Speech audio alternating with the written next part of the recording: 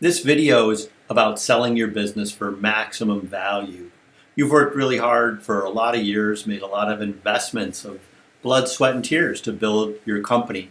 And for whatever reason, maybe it's time now to exit, to sell, to transition, to leave your business for whatever's next for you. So we're going to spend a few minutes going through the 6 steps that are involved in taking your business to market to maximize your selling price.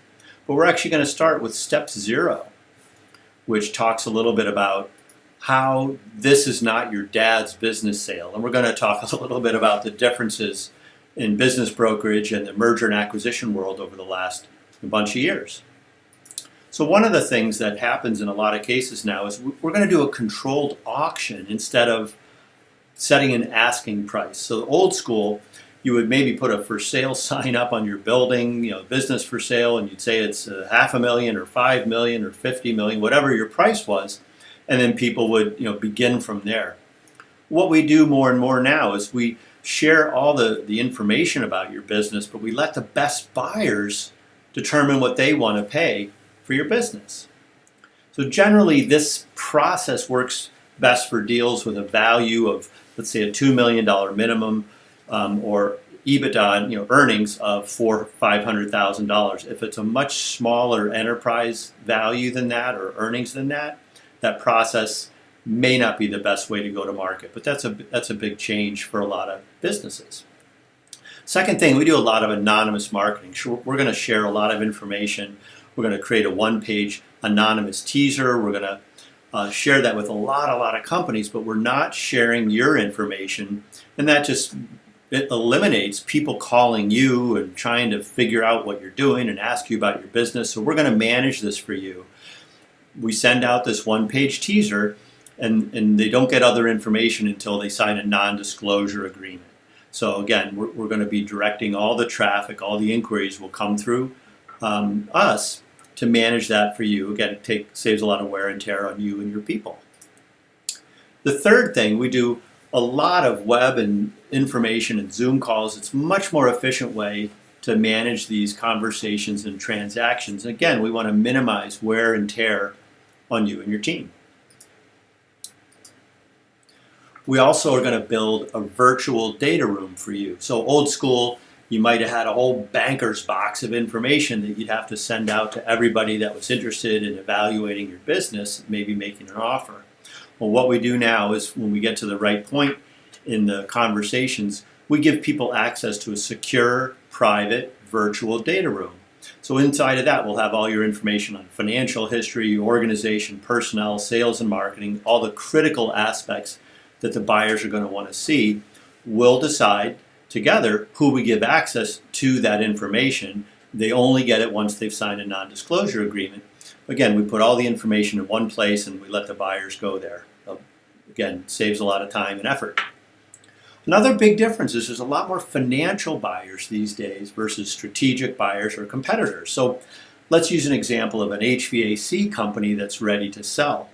Old school, you'd look around, or a business broker would look around the zip code area or the county and look for other HVAC companies and say, hey, do you want to buy this company? They've got some equipment and they've got a customer list and they've got some employees, and it wouldn't generate a lot of value actually, but that was kind of old school, obvious way to look for a buyer.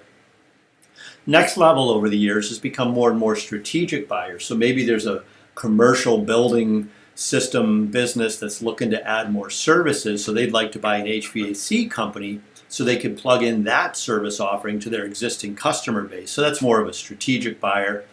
And in the middle of strategic and financial, it's like a company doing a roll-up, buying a whole bunch of companies in their industry. But there's a new buyer that's been showing up in more and more deals lately, and that's the financial buyers. So that could be the hedge funds and private equity groups, or an investment arm as a front end to a family office, the family with a lot of money. And what happens is they're looking to buy yield. They're looking to buy the earnings. So if they pay 5 times earnings for your company, they're going to get a 20% return on that investment. So they're just looking to buy earnings. And they also have some strategic overlap in a lot of cases. One of the other things about some of these investment portfolios is that when they get money, they're required to invest in the next 5 years. So you might, if your timing is right, you find a group of funds that are like, well, if we don't invest this money, we got to give it back. So they'd rather place the money out in the world, buy a business. So there's some pressure on the financial buyers. So this also helps buoy up the price for your business.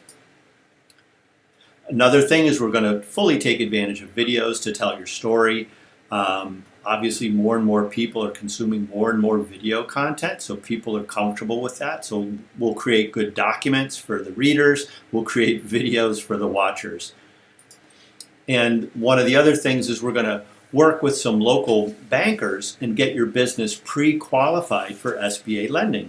So that means we create a great relationship with one or more banks that'll give your buyer a good lending package. And when we do this right, the buyer can put some money down and maybe you hold a little bit of a note or not, but the SBA loan and its monthly payments will be covered by the earnings. So they're basically buying your company from the earnings with the SBA lending, and you get a nice payday that the buyer doesn't have to come up with all the money up front.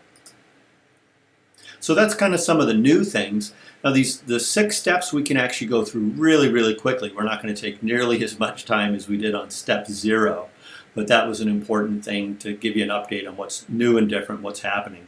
So we're going to start at step 1, which is document prep and marketing preparation. So the first kind of things we'll do for you are create some marketing tools, and we're going to create a national buyer database. So again, instead of just looking around your zip code or your county, we're going to look all over the region and nationally, depending on your business. We're going to create a database of strategic buyers, financial buyers, competitors in your market that we might approach. In addition to that, we're going to create these customized marketing materials, a 1-page blind teaser anonymous document that gives the potential buyers an overview of your company. Then from there, we send them this confidential informational memorandum. We call that a SIM. And we might have a company orientation video or some other videos that we could share with them. So that's the preparation we do. And then we're ready for step 2, which is the marketing campaign. So we're going to send this teaser out to hundreds and maybe thousands of businesses, strategic buyers, and financial buyers. We're going to list your company on all the appropriate websites and portals. There's a lot of places that buyers go to regularly looking for businesses. And so the result of this process is there's going to be a lot of inquiry. And when people are interested, they're going to be in touch, and we're going to ask them to sign a non-disclosure agreement, and that's the first step. So once we've got a bunch of non-disclosure agreements, then we can send those people the book, which is another name for the SIM, and send them the videos. So now we're starting to educate them about your financial and operational history, the upside, the future of the business.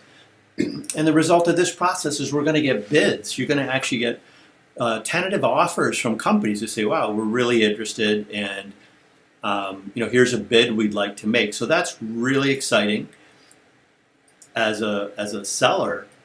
And then what we do is we look at all the bidders and we decide, we pick and choose among them who we want to take to the next level, which is a management meeting call between the buyers and the people on your seller side.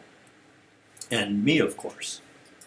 So we rank the businesses, the offers, and the bids based on the price, the buyer, the type, why they're buying it, their history of doing these kind of purchases. If it's their first time ever buying, that's actually not so great.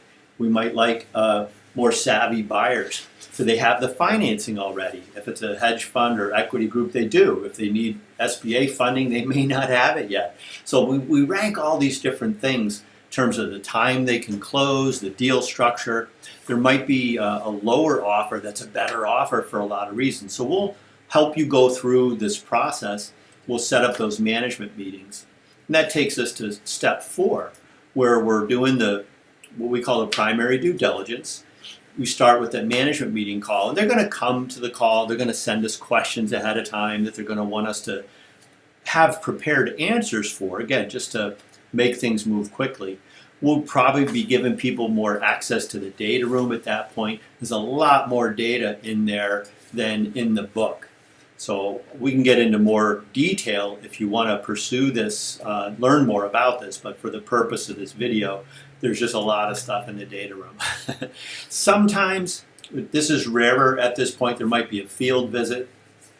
If the business isn't heavily asset-based, this might not be necessary, but if it's a manufacturing business, they might want to see the business. That happens less and less, though, until we get a little later. That at some point, you might get one or more letters of intent. So the LOI is the next stage here where one or more of the bidders is going to say, wow, I'm really interested. Here's an offer I want to make. We're going to buy your assets in most cases, not a lot of stock deals happening. Here's what we're going to pay. Here's how we're going to pay it, and all other kinds of stuff. But one of the most critical things here is number 5. They're going to ask for an exclusivity period, which means we're going to stop negotiating with everybody else right now. We're going to focus on them. We're going to dig through, and if things work out, they're going to be the buyer. So they're kind of locking up the deal for a little while. So this is really important to choose the best LOI from the best buyer. So what that triggers is the stage of confirmatory due diligence. So that's a much deeper dive. The buyer's going to really dig into the financials. They're going to look at the quality of the earnings, the repeatability of the earnings. They're going to look at customers. They're going to look at like the whole financial history.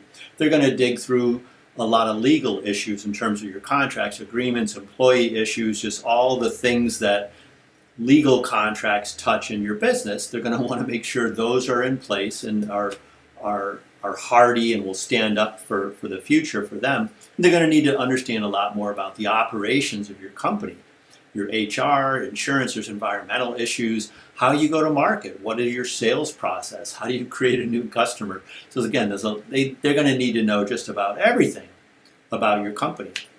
Now, if we get through the confirmatory due diligence and everything looks as we've represented, then it's time for closing. In closing, we show up and we celebrate, and that's a big, big transition, and that's exciting. That's what we've worked hard for.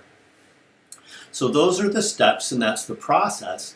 There's a lot of detail, of course, that's been left out, but if this is something that you think is right for you, or you know somebody that needs this kind of help, please send them along to the Business Seller Center. Thanks.